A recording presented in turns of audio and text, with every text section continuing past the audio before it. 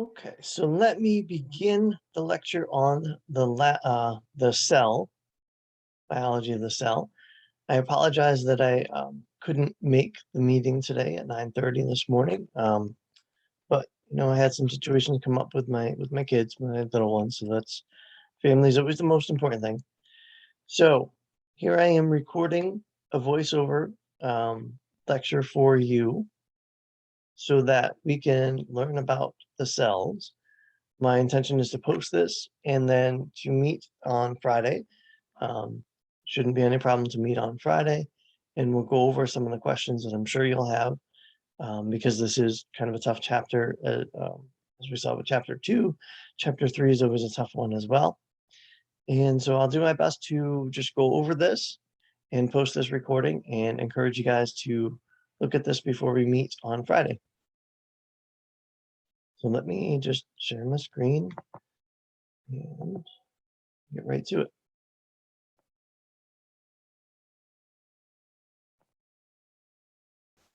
Okay, so this chapter is all about cell structure and function. The last chapter was talking about atoms and molecules, right? Chemistry. This chapter is talking about the smallest units of living things, cells. And then from there, we'll go into tissues, and tissues are made up of multiple cells acting together. And then we can go into all the organs that that everybody wants to study. So first thing to start off talking about with cells is something called the cell theory. There are four basic concepts of the cell theory that are regarded as true. Um, Cells are the building blocks of all plants and animals. That's true. They're the smallest functioning units of life. So they do all these, they carry out all the processes of life. They produce energy, they respond to the environment, they go through all those different things that we said all life forms go through. Cells are produced through division of pre-existing cells, which kind of sounds silly, but there was one time in our history a few hundred years ago where some of the best minds in the world thought that cells could spontaneously arise. And there have been many experiments that have shown that that's not true. Pasteur's experiment was probably the most definitive, and we won't get into that in this class. And each cell has to maintain homeostasis, right? So each cell has to maintain that constant environment, those internal conditions. And so what we'll talk about today are cells of the human body, right? We're not concerned in this class with plant cells or with other types of cells. We're concerned about cells of the human body. The body contains trillions of cells, and homeostasis of the body is maintained by all the cells working together, right? Some sort of a coordinated action of the cells. They do come in a variety of shapes and sizes depending on where they are and what they're doing in the body. So here's just an example of a bunch of different cells. These are sort of drawn to scale. I would say blood cells are even smaller than what they've drawn here. Smooth muscle cells, you can see, have a much different shape. You look at something like a neuron. Neurons are much bigger, and they are highly branched. An ovum, this is an egg cell that a female produces in her ovaries, and an ovum is actually one of the biggest cells we produce. You can see that. You can actually see that with your naked eye a lot of times, the ovum.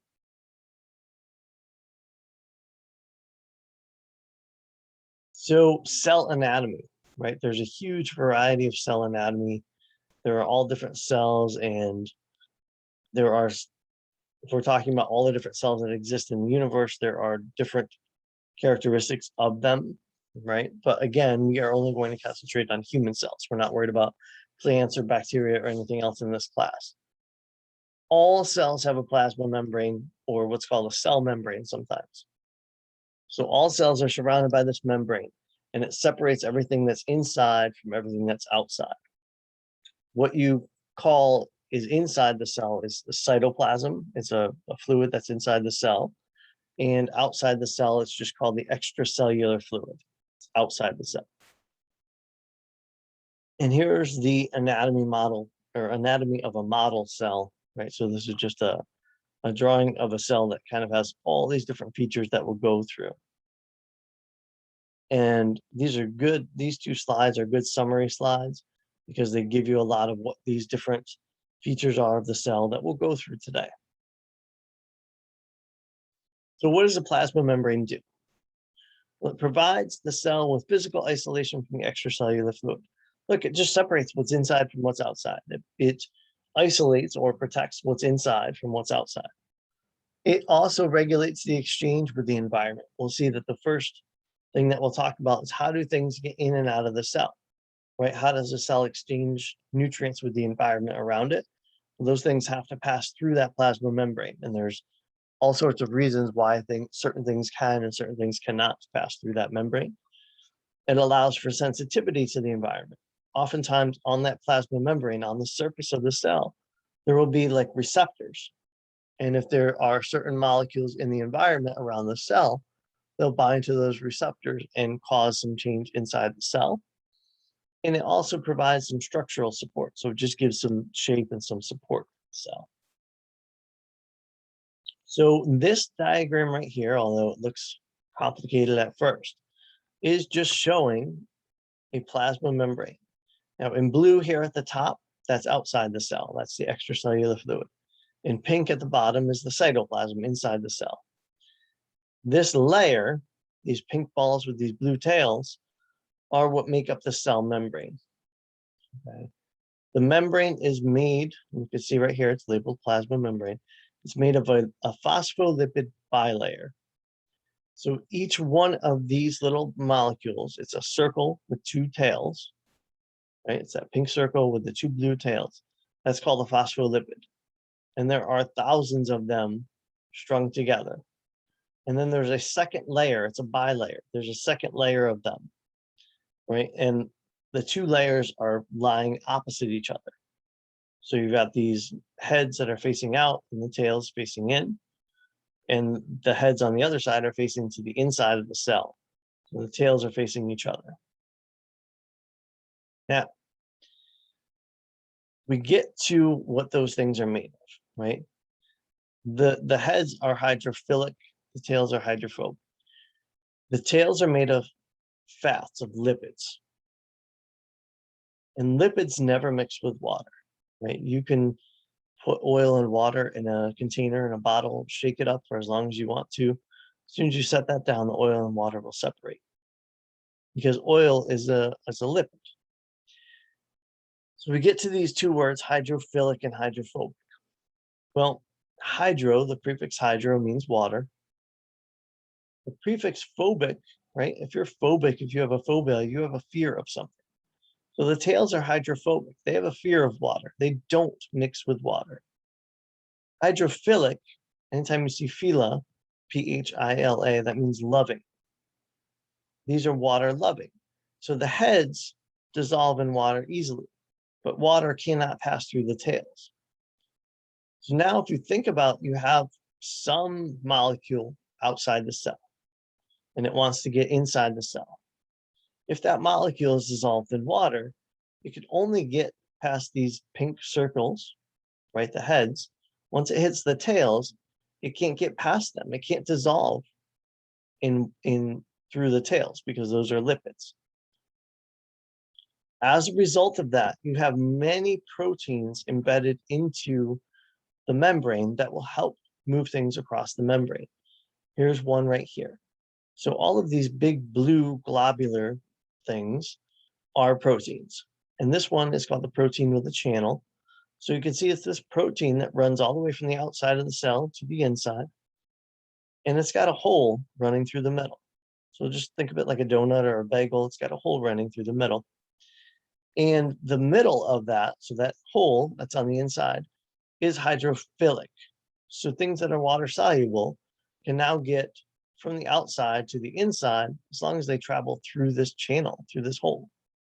And so there are many proteins that are embedded in the cell membrane that allow for that to happen. Okay, there are other proteins embedded in the cell membrane that have other functions that we'll talk about briefly as the chapter goes on. Some of these actually just anchor the cell to something, right? So the cell is not floating around, it's stuck to something. Some of them act as receptors on the outside of the cell.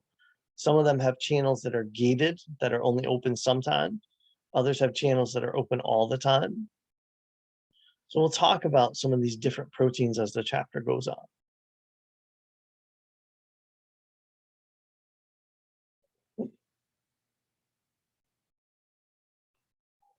So again, the membrane lipids are phosphoproteins, or I'm sorry, phospholipids. They are those on the previous drawing, they're the pink circles with the blue tails. Cholesterol is an integral member of the membrane. Cholesterol is necessary. These little yellow squiggly molecules are called cholesterol. It helps the membrane retain like its rigidity, its stiffness, right? And we talked about hydrophilic and hydrophobic. So then we get to, well, how do things move across that membrane? Well, there are passive processes and active processes to move across the membrane. Passive processes require no energy. They're passive. You don't have to put any energy in. Active processes require energy, right? You have to put energy in to get something across that membrane. And there are examples of each that we'll go through. Okay. When we're talking about, so before we even get to that, when we're talking about why you need energy sometimes and why you don't other times, it has to do with how the molecule is moving. Molecules always want to move from where there are a lot to where there are very few. That's called down its concentration gradient, right? It wants to move from where there's a high concentration to a low. It's just the way things want to move. Anything that is moving from a high concentration to a low concentration is a passive process. So let's say you have a bunch of these molecules outside the cell and only a few in the inside. They want to move from the outside to the inside. That's passive. That doesn't require energy. There are times, however, that you want to move something from where there is very few to where there is a lot, right? You want to move something from where there's only a few members to where there's a lot of members of that molecule. In order to do that, you have to give it energy. You have to give it a kick in the pants. You have to give it a push. It doesn't want to move that way, so you have to push it. And that's where active processes come in. Okay, they require energy. So just to give you an idea of why sometimes you require energy and sometimes you don't. But we'll start off with passive processes. These are processes that go, again, from a high concentration to a low. They go down their concentration gradient. Sometimes it's worded that way. And diffusion is the simplest example of that. This is movement from an area of high concentration to an area of low concentration. The difference between concentrations is called their gradient, right? So diffusion proceeds down the concentration gradient or downhill, going from a high to a low. And they'll keep going back and forth from a high to a low until you get roughly equal numbers on both sides. It's great. It's a nice, simple process. The problem is, like we saw with the membrane, not all molecules can move through that membrane, right? Things that are water soluble can't diffuse through the membrane. So it only works for some molecules. And this is just showing diffusion of a color, right? If you were to drop a few drops of food coloring, or in this case, they have a sugar cube that's colored into a glass of water, right? The purple, in this case, wouldn't just stay right there in the middle. Purple molecules would spread out to where there's less of them until the whole thing is kind of uniformly colored. So we know that the plasma membrane only allows for diffusion of certain things, right? It's possible that lipid-soluble things can diffuse, and it's possible that some things are going to pass through those channel proteins, like that one that was shaped like a donut, right? But if you have a large water-soluble molecule, it requires some sort of a carrier, requires something to get it across that membrane. And so here is diffusion across the membrane using a channel protein, right? Doing lipid-soluble molecules. And again, lipid-soluble molecules can diffuse right through. Channel proteins allow for molecules to get through with no problem. But large molecules can't get through, large water-soluble molecules can't get through the membrane. Before we even get to those large water-soluble molecules, we'll talk about water itself. So osmosis is just diffusion of water. It's just another name for diffusion of water. And because water is so important to our lives, because it's so important to our lives, diffusion of water is given its own name.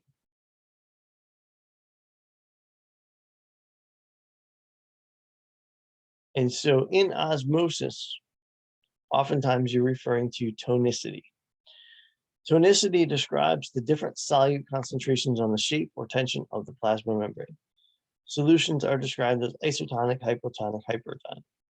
So tonic or tonicity has to do with the salt concentration.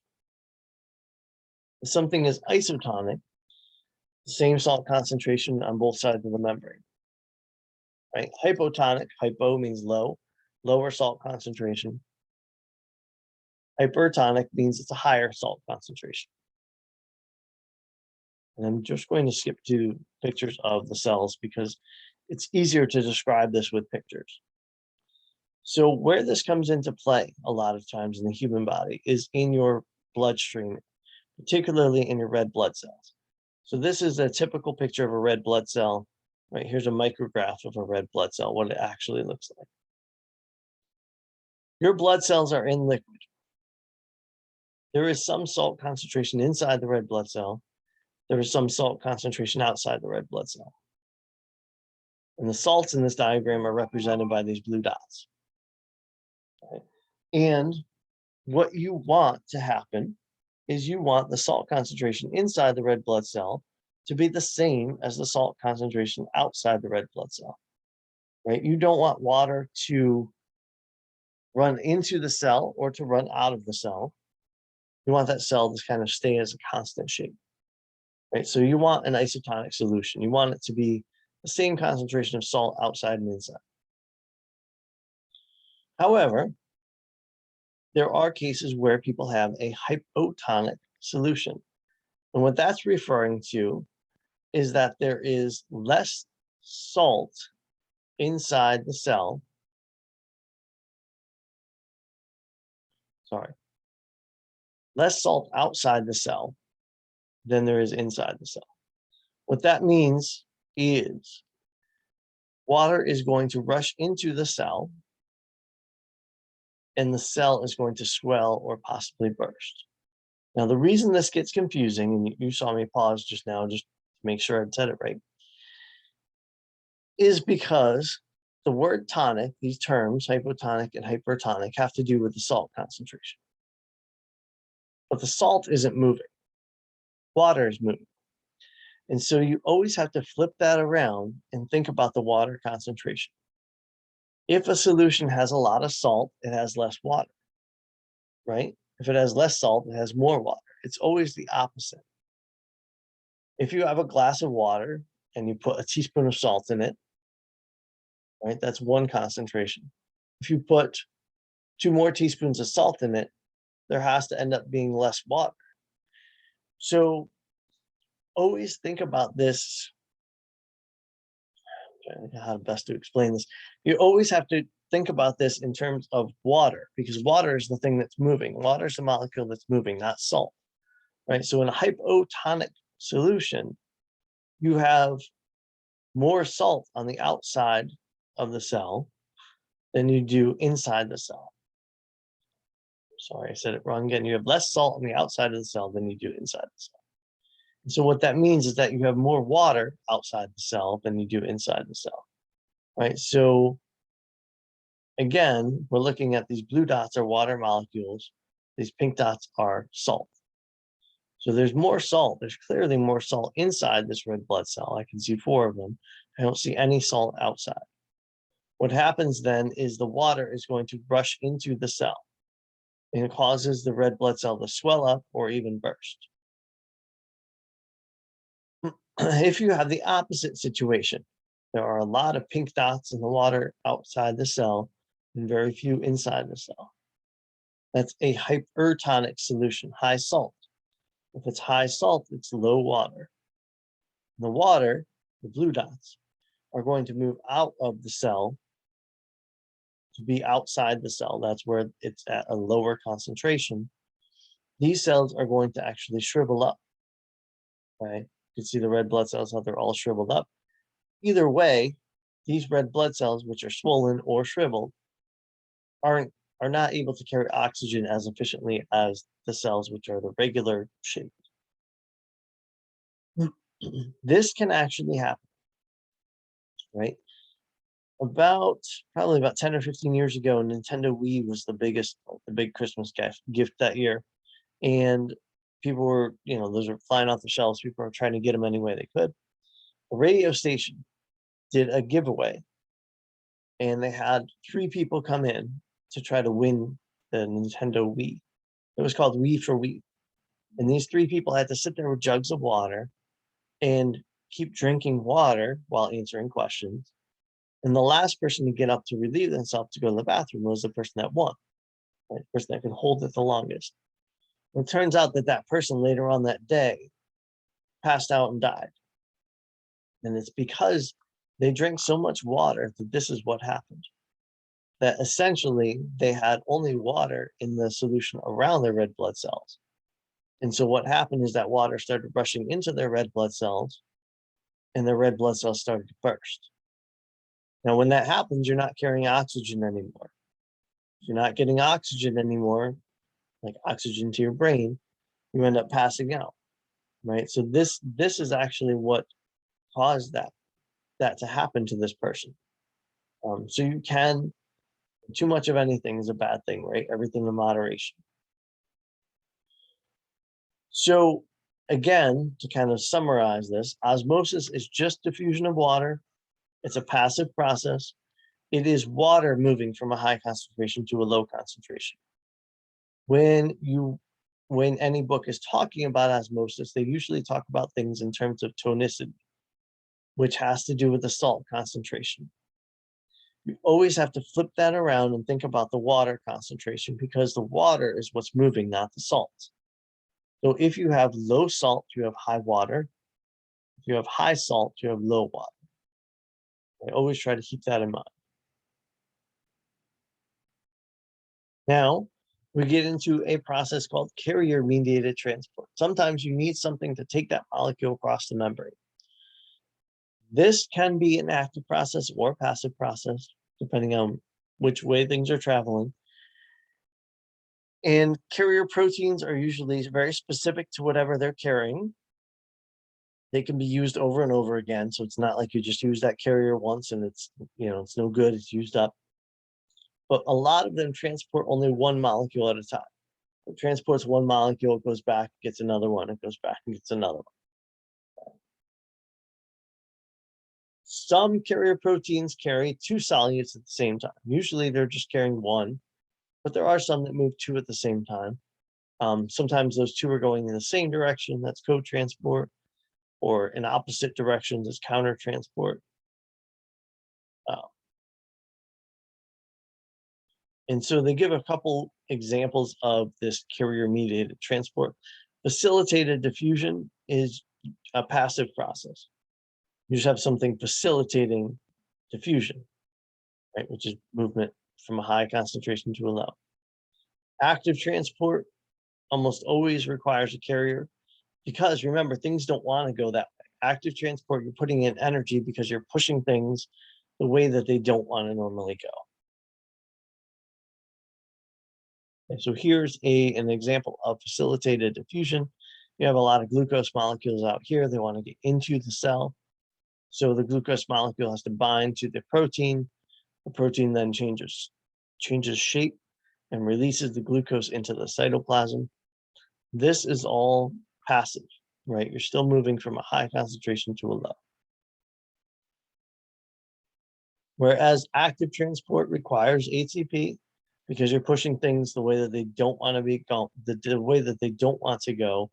Oftentimes, this is transporting things like ions, which are just charged atoms, or an exchange pump.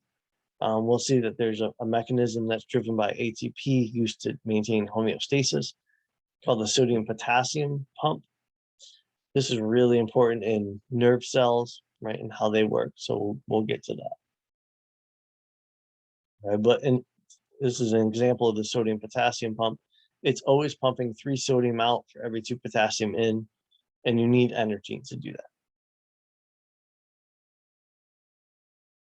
Other examples of active transport is moving things in bulk, right?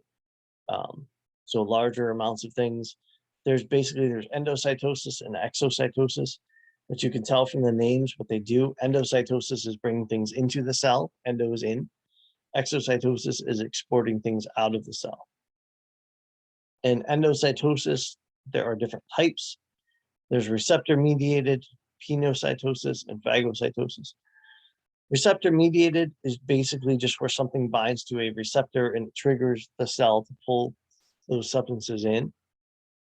Pinocytosis is pulling in of liquid, cell drinking a lot of times it's called.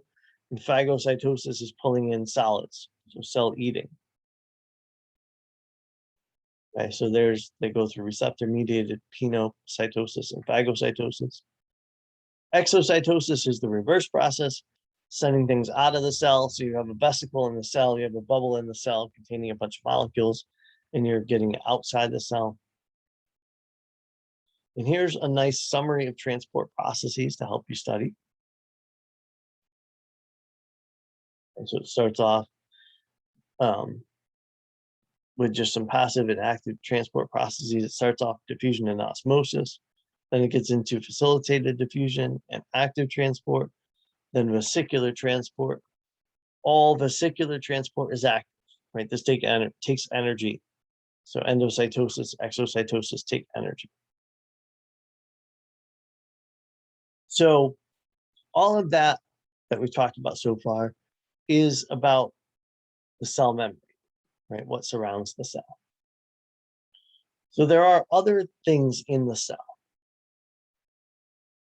In general, all human cells have inside of them a liquid called cytoplasm, right? It's what's inside the cell, it's inside the plasma membrane, and it surrounds all of the things that are inside the cell. Now, a cell has many little structures inside of it called organelles. So just like the human body has organs, and the organs have different functions, right? The heart does something different than the liver, does something different than the kidney. Inside a cell, there are distinct little organs, and they're called organelles because they're tiny, and they carry out different processes, right? And so that's what we're going to talk about next. So these organelles hang out in the intracellular fluid, right? This is different from the extracellular fluid. The ECF is outside the cell membrane. ICF is inside the cell membrane. And there are some differences in how they act. But what we really want to think about are the organelles, the little structures that are floating around in that cytoplasm. One of those organelles is what provides a framework for the cell, and that's the cytoskeleton. The cytoskeleton is made up of all these thread-like filaments, right? And they give strength and flexibility to the cell, so they allow the cell to be a certain size and shape based on its needs. There are different cytoskeletal elements. There are microfilaments, intermediate filaments, and microtubules. There are differences between them. I don't want you to worry about the differences between them. There are structural differences between them. I just want you to know that there are these 3 types of filaments that make up the cytoskeleton.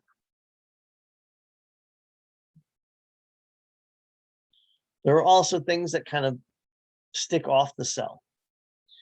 And microvilli are an example of that.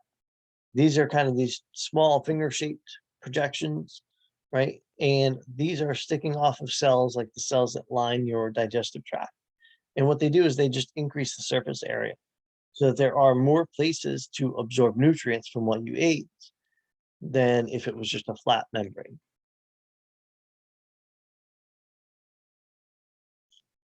Inside the cell, you have centrioles. Centrioles are they look like these 2 little barrels, these 2 little cylinders, right? And centrioles are really important for cell division, so mitosis, meiosis. They are actually what make up what are called the what's called the microfilaments and the microtubules that make up the spindle fibers for mitosis and meiosis. Okay, some cells also have cilia and some have flagella. For flagella, think about like a tail. So think about a sperm. It has that long tail that moves back and forth to propel the sperm through the liquid. Cilia, cells that have cilia actually have many of them. They look like eyelashes and they all move at the same time. They all beat at the same time.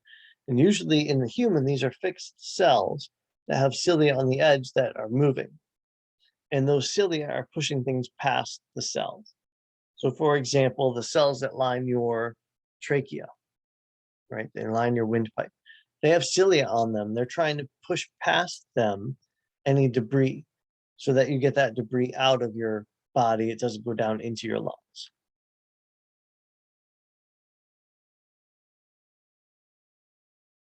Now, inside the cell, we also have ribosomes.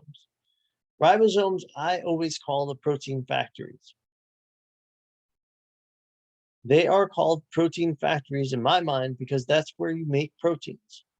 This is the actual location where you make a protein. Now, some of these are just free ribosomes. They're floating around in the cell by themselves. And some of them are fixed to a structure called the endoplasmic reticulum, which we'll get to in a minute.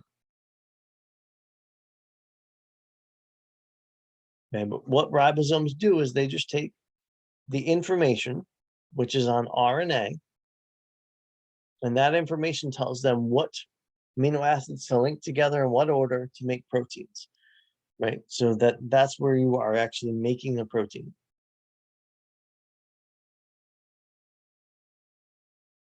There are proteasomes. Proteasomes are organelles that contain enzymes that break down proteins. So sometimes there are damaged proteins inside the cell. So they will get inside these vesicles, these proteasomes, they'll get chewed up so that they're not in the way because they're damaged, because there's something wrong with them.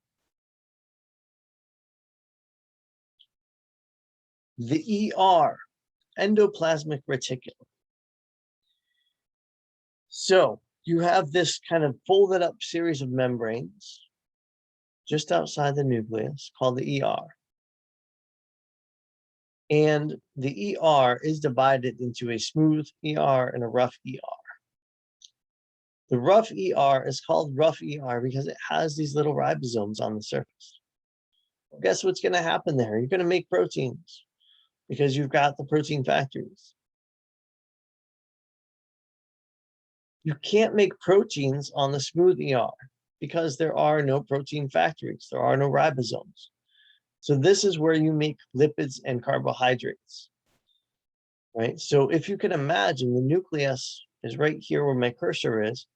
The nucleus is where you have DNA and RNA. That RNA gets out of the nucleus. If it's carrying the instructions for how to make a protein, well, that'll happen on the rough ER. If it's carrying instructions on how to make a lipid or a carbohydrate, that will happen at the smooth ER. And so here is a picture showing the how the relative positions are of the nucleus. So the nucleus, there's a rough ER with all the dots on it, and the smooth ER with no dots on it.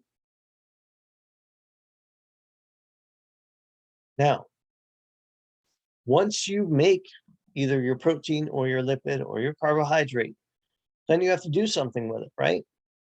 And so the next step is the Golgi. So if we look up here at the cell, here's our nucleus. Here's our rough ER, smooth ER a little further away.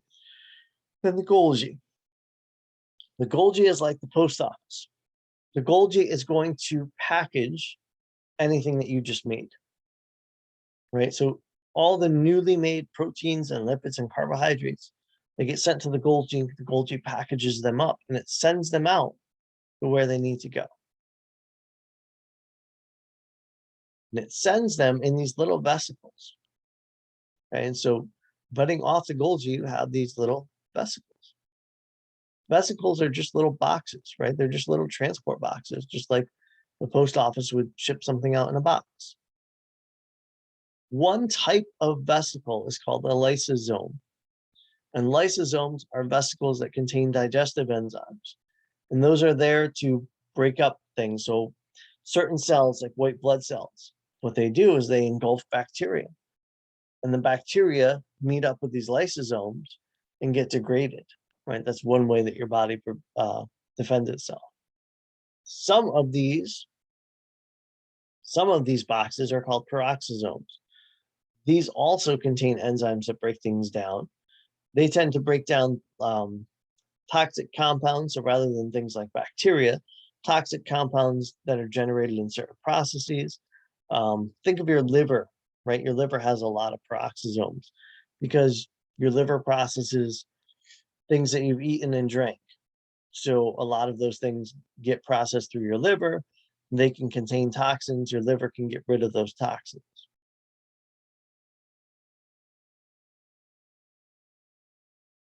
So those organelles are all related. So the nucleus, smooth ER, the rough ER, the ribosomes, the Golgi, and then the lysosomes and the peroxisomes. We have some organelles that are not related to any of this. The mitochondria. The mitochondria are the powerhouse of the cell. They can actually take glucose and oxygen and make ATP, make energy from it. We're not going to go through the biochemical process right now of how that happens, but it happens by moving certain things across this double membrane. Right? And what they do is, again, they produce energy based on having glucose and oxygen. They can produce a lot of energy, and that's the energy that we use for everything we do. Now, what I didn't talk about yet was the nucleus. I mentioned it because it's next to the ER. It's usually the largest structure in the cell. If you want to think of it as the largest organelle, that's fine. It contains the DNA. It has its own membrane. So just like the cell has a plasma membrane, the nucleus has a nuclear membrane or a nuclear envelope, right, to surround it, to keep everything safe that's inside of it. And it's filled with its own form of cytosol called nucleoplasm. And there are little holes called nuclear pores that allow for some things to get in and out of the nucleus. Now, what's really important to think about is the DNA is in the nucleus. DNA is much too big to fit out of any of those pores. RNA, though, is small enough to fit out a pore. So inside the nucleus, you take one section of DNA. Remember, DNA is a big, huge blueprint, right? It's a whole series of books. You take one page, the page that tells you how to make one particular molecule, and you copy that page onto RNA. The RNA can get out of the nucleus through the nuclear pores.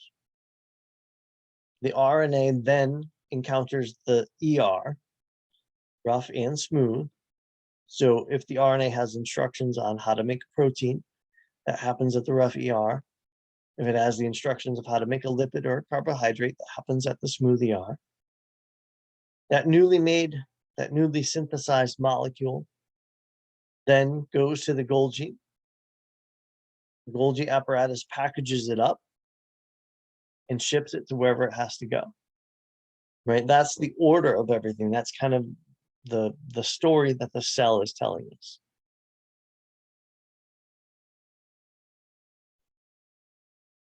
And so then we get into a life cycle a little bit. So those are all the organelles of the cell, right? And we know that cells divide, right? We know that, as we grow from an infant to an adult, we end up with more and more cells, right? The cells are dividing. And this just increases the number of cells, right? And there are some cells that get replaced all the time. For instance, skin cells, you're constantly making new skin cells and shedding the old ones off. It requires duplication of genetic material. So here's your cell life cycle. Now here's the thing. All of our cells have 46 chromosomes. We have 23 from our mom and 23 from our dad. What your cell does during this life cycle is it doubles those 46 chromosomes so that you essentially have 92. Once you get to 92, that cell with 92 chromosomes can split into two new cells with 46 chromosomes each. Okay, and that's what's going on here. So these are all the cells in your body other than sperm or egg, right? So your skin, your muscles, your bones, any cell in your body besides sperm and egg. What's happening is the beginning of the life cycle is right when that new cell is born. So right when that two cells split, it's the beginning of the life cycle for each of those two cells. That, for some reason, is at 6 o'clock on this clock. They could have easily put it at midnight. During most of this cell cycle, everything that's blue here, what the cell is doing is doubling its contents. So that when it gets to the end of this blue part of the life cycle, or the cell cycle, it can divide and become two cells. This blue part is called interphase. So the cell spends a lot of time at interphase. If you look at this like a clock, it's going from 6 o'clock all the way to 3 o'clock, right? It's 3/4 of its life, 75% of its life. It's in interphase. An interphase can be broken up into G1, S, and G2. G1, you're kind of doubling most of the contents inside the cells, like the organelles, you're doubling the number of organelles, you're doubling the proteins. S phase, S stands for synthesis. This is where DNA replication happens. At this point, you're doubling your DNA, going from 46 chromosomes to 92. Right, and then G2, you've got some final protein. So G stands for gap. Gap 1, synthesis, gap 2. During gap 2, you're doubling some more proteins. By the time you get all the way around to here, to 3 o'clock on this clock, you have doubled the contents of your cell. You have 92 chromosomes now, and you have double the proteins, you have double the mitochondria, double the organelles. Then what you're going to do through mitosis is you are going to split that cell, which is now doubled, into two new cells, right? Because you've doubled everything, so now you can make two cells, each with a full complement of what they need. And mitosis is broken into 4 smaller phases called prophase, metaphase, anaphase, and telophase. There are distinctions between these, right? What happens at each of these phases. But what's going on in mitosis is you're really just dividing the DNA. So at the beginning of mitosis, you have 92 chromosomes. By the end of mitosis, you want 2 cells with 46 chromosomes each, right? And that's what's going on during mitosis. You do have to know the names of the phases and the major components of what happens in each phase. Prophase, metaphase, anaphase, telophase. The way that I was taught to remember, or the thing that I remember, I guess the mnemonic that I remember most is pour me another tequila, is one that I remember for PM18. So mitosis is nuclear division in your body cells. Mitosis, this is what happens in all of your cells except for sperm and egg. Sperm and egg do something different called meiosis.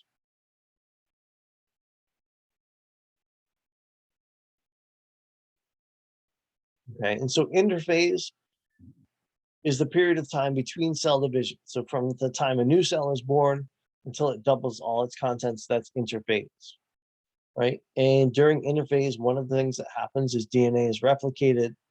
You go from having 46 chromosomes to 92. And then you go through mitosis. Once you have those 92 chromosomes, again, PMAT, pour me another tequila. At the end of telophase, you have one cell still, but you have 2 nuclei. Each nucleus has 46 chromosomes in it. Then what happens, the final thing that happens is that cell divides into 2 cells, right? So you've got like one elongated cell with 2 nuclei in it, and then it divides in the middle. The cytoplasm actually breaks, and it divides into 2 cells. That's called cytokinesis. So in prophase, what happens is most of the chromosomes are just kind of floating around. The DNA is not real condensed. During prophase, the DNA condenses into a chromosome. So most of the time they're chromatids. You can't really see them. They're not really structured or organized very well. During prophase, they become chromosomes, right? They become actual things that you can see. And these microtubules called spindle fibers begin to form. I'm just going fast because I'm going to show you a picture of these. Metaphase is always easy to recognize because during metaphase, all these chromatids or chromosomes move to the center of that spindle and lined up along the equator. They line up along the middle of it. So middle, right?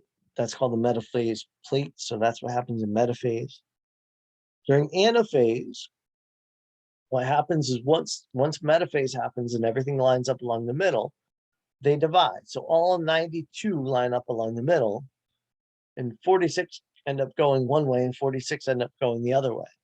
Anaphase is where you can see actually half going in one direction, half going in the other direction. They're being pulled apart. And then telophase is actually where you end up with 2 nuclei that form, right? So at this point, there's 46 chromosomes on one side and 46 chromosomes on the other side. And there are 2 complete nuclei, but it's still one cell, it's still one oblong cell, right? And then that cell divides into 2 cells. That's cytokinesis. So here is interphase, right? During interphase, the chromosomes are